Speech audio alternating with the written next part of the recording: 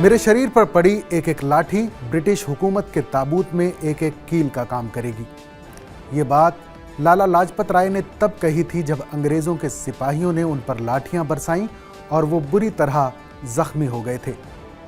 30 अक्टूबर 1928 का दिन था। लाहौर में साइमन कमीशन के खिलाफ एक विशाल प्रदर्शन चल रहा था, जिसमें लाला जी भी शामिल थे।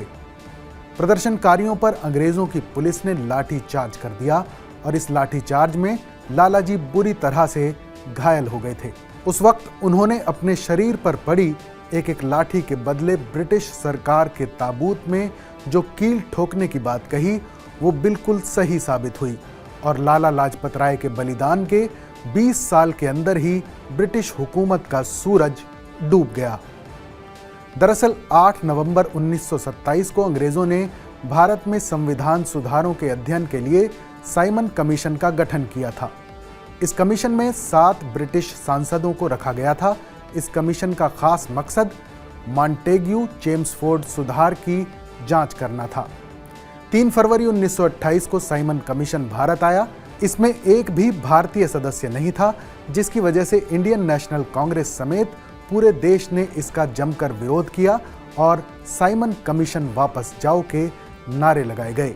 साइमन कमीशन के खिलाफ हुए इस आंदोलन में कांग्रेस के साथ मुस्लिम लीग ने भी हिस्सा लिया। कांग्रेस ने गांधी जी के नेतृत्व में पूरे देश में शांतिपूर्ण विरोध प्रदर्शन करने का फैसला किया। साइमन गो बैक का नारा देश भर में गूंजने लगा। पंजाब में लाला जी ने इस विरोध प्रदर्शन का जिम्मा उठाया। पंजाब के लाहौर में जब लाला लाजपत राय ने साइमन कमीशन का विरोध किया और काले झंडे दिखाते हुए विरोध जताया, इससे बौखलाई अंग्रेजों की पुलिस ने विरोध प्रदर्शन कर रही भीड़ पर लाठी चार्ज कर दिया, जिसका नेतृत्व लाला जी कर रहे थे। लाहौर पुलिस के एसपी जेम्स ए स्कॉट के नेतृत्व में हुए इस लाठीचार्ज में लाला जी गंभीर रूप से घायल हो गए। इसके बाद अस्पताल में लाला जी 18 दिनों तक जिंदगी और मौत से जंग लड़ते रहे और 17 नवंबर 1928 को उन्होंने आखिरी सांस ली। लाला जी की मौत की खबर से देश भर में आक्रोश फैल गया। लाला लाजपत राय अपने ओजस्वी भाषणों की वजह से पंजाब की आवाज बन चुके थे। पंजाब के लोग उन्हें बहुत मानते थे। यही वजह थी कि भगत सिंह और उनके साथी क्रांतिकारियों ने लाला जी की मौत का बदला लेने का फैसला किया था। भगत सिंह के साथ सुखदेव, राजगुरु और चंद्रशेखर आजाद ने मिलकर बदला लेने के लिए अंग्रेज पुलिस के अफसर जेम्स ए स्कॉट की हत्या की योजना बनाई, लेकिन पहचानने में गलती होने की वजह से भगत सिंह और राजगुरु ने स्कॉट के बजाय एक दूसरे पुलिस अधिकारी, जो कि उस वक्त लाहौर का असिस्टेंट एसपी था, जॉन पी सॉन्डर्स को गोली मार दी। दोनों ने 17 दिसंबर 1928 को उसे तब गोली मारी थी जब वो लाहौर के जिला पुलिस मुख्यालय से बाहर निकल रहा था। गोली मारने के बाद चंद्रशेखर आजाद ने उनकी भागने में मदद की। लाला लाजपत राय एक बेहद खास स्वतंत्रता सेनानी यानी फ्रीडम फाइटर थे, जो एक राजनेता, इतिहासकार, वकील और लेखक भी रहे। उन्हें पंजाब केसरी के नाम से भी जाना जाता है। वो कांग्रेस के गरम दल के प्रमुख नेता थे। अपने समय की मशहूर तिकड़ी लाल बाल पाल के लाल ने जीते जी तो आज़ादी के आंदोलन में योगदान दिया ही, उनकी मौत ने भी देश के नौजवानों को आज़ादी की लड़ाई के लिए प्रेरणा देने का काम किया।